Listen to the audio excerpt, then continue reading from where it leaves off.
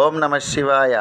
మన జంగారెడ్డిగూడెం బైపాస్లో ఉన్నటువంటి శ్రీ ఓంకారేశ్వర స్వామి వారి గృహని ఈరోజు దర్శనం చేసుకోవడం జరిగింది.